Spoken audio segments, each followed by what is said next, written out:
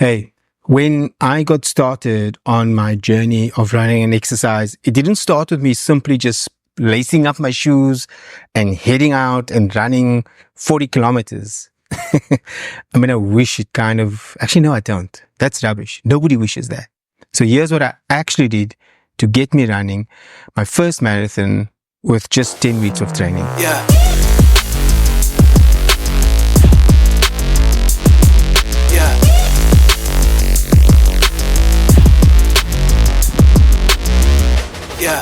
For me, the thing that really worked is, funny enough, it's location.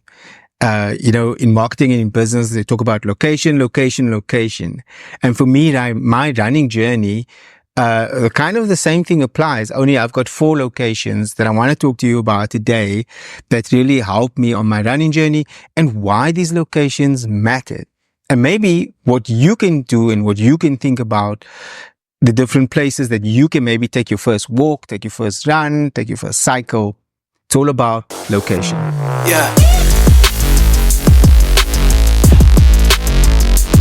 You might just be starting. I would simply go where you can get an ice cream or maybe a cup of coffee.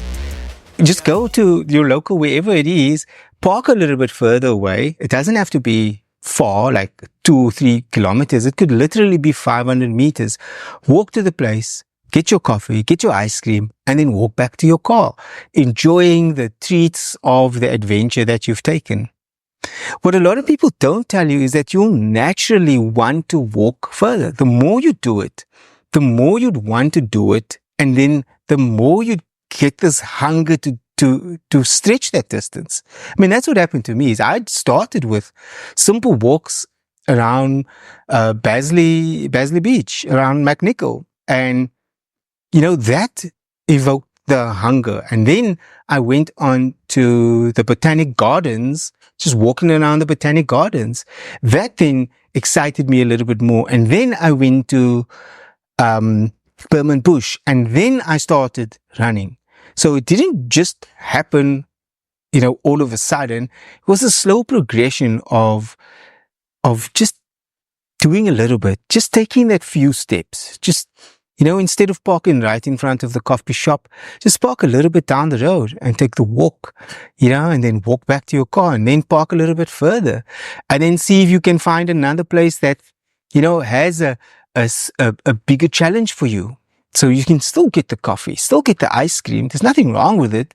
Like your life is meant to be enjoyed, not all suddenly strict diets and hectic eatings and doing all sorts of silly protein shakes. Those things may come naturally down the line, but I still think that it's important to make sure that you're enjoying yourself. Most importantly, it should be about enjoyment, having fun, because it's life. It's meant to have fun. So the 4 places I'm going to talk about today is McNicol Caravan Park. That's kind of where the walking journey started. Burman Bush, which is a reserve close to where I live. The Promenade, which is super popular place by the beach. And then also Berea Park, less popular, but a fantastic location. So I'll talk about those 4 locations and why they matter, just how you can also use locations near you and what to think about if you are considering going for a walk, or if your walks or runs are getting a bit tired and boring, and what to think about and what to do. So the point about location is the kind of the things that I like to think about is it exciting? Is it nice to go to? Is it nearby? So like that mustn't be too far. It must be like a half an hour drive to get there. Is it fun? So those are the kind of things that I think about when I think about a location.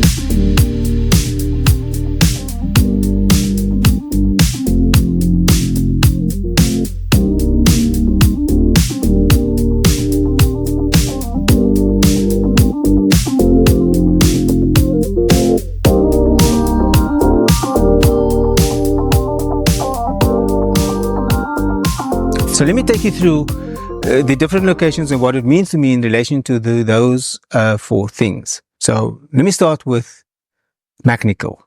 So McNicol is a campsite near Basley Beach, and that's actually where all of this started for me, the adventure journey of this. I got up early in the morning.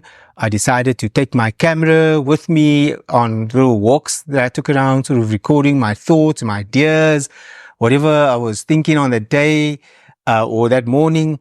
And I just kind of had fun with it, and eventually my family sort of got into it, and they also just different trips down to the lake area or river area. And, we had a lot of fun. So McNicol for me was kind of where it started because it wasn't home. It felt very safe and contained. So I could just walk out the door and start walking. So it was just, the location was brilliant because, and also you on vacation. So at least I was on vacation, and, you feel different when you're on vacation. So your spirit for adventure is probably a lot higher. And so that was a good start for me in the beginning of the year going to McNicol. Now, obviously the surrounding, it was a beautiful place. So it was very exciting also because there's lots to do. And, I'll be seeing new things. It's a lot of fun to be there. And yeah, it was also convenient. It was close, like I said, just out my door.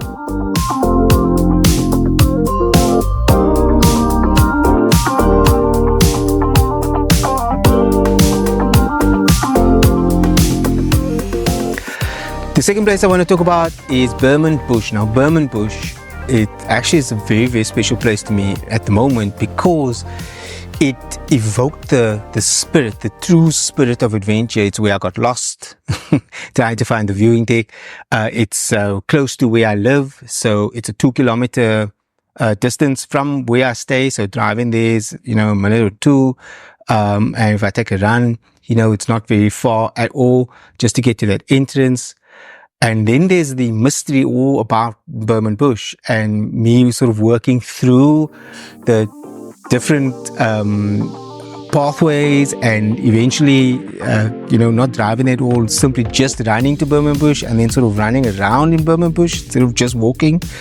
I mean, that was fantastic. So, and I still go there to get myself a good exercise because it's a mix of sort of road running to get there and then trail running around the different trails or pathways that they have inside of Burman Bush. And it's just absolutely stunning. Every time I go there, I feel like I discover something new. So it's still very exciting for me to go there.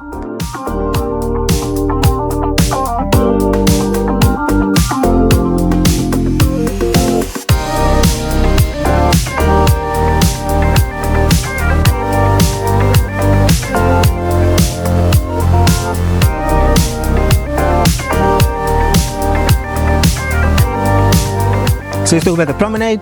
The Promenade, it's old trusty Promenade. It's absolutely beautiful. The views that you get at the Promenade are stunning. I've been going to the Promenade now. Most mornings in summer, I'm there catching the sunrise. I'll be there with my camera, or I just simply go there, taking a walk there. It's where the 5-kilometer challenge started, which really got me going on the running journey.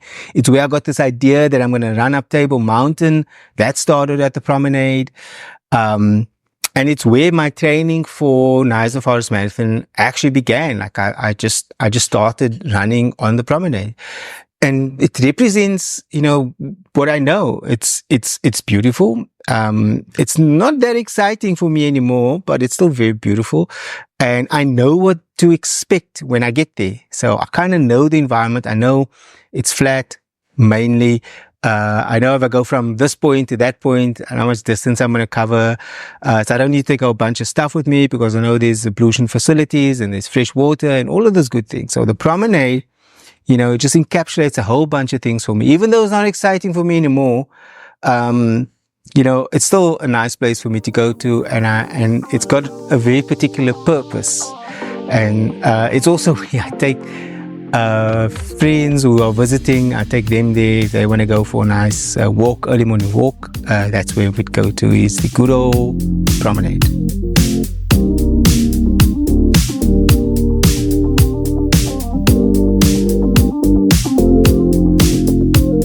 place that I go to is Berea Park. So Berea Park is actually not a very well-known place to people. I think obviously like locals know it quite well, but Berea Park is spectacular views. It's actually just this reservoir.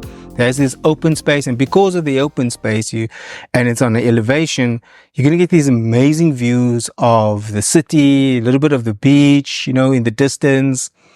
And for me, what Berea Park represents is location. So besides just location, it is a distance marker.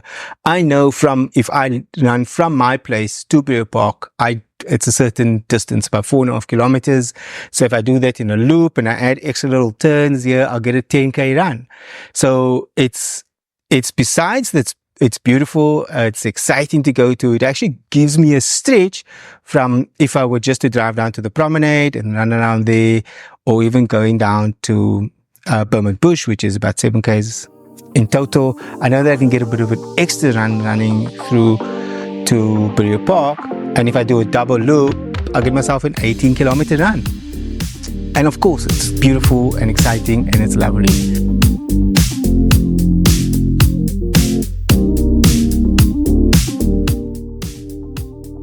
So you see, for me, having different locations is so important, and it's helped motivate me through my journey in training for the Knysna Forest Marathon, which was my first ever marathon, and I trained in just 10 weeks. Because I had a mix of these places, I could shake up my training routine. I could say, okay, I'm doing a bit of trail, a bit of a 7 kilometer, and I would go to Burman Bush. Or if I say I want to do something more flat, just easy running, I could go to the Promenade. Or if I had said I want to sort of stretch my distance a bit, I could go to Berea Park.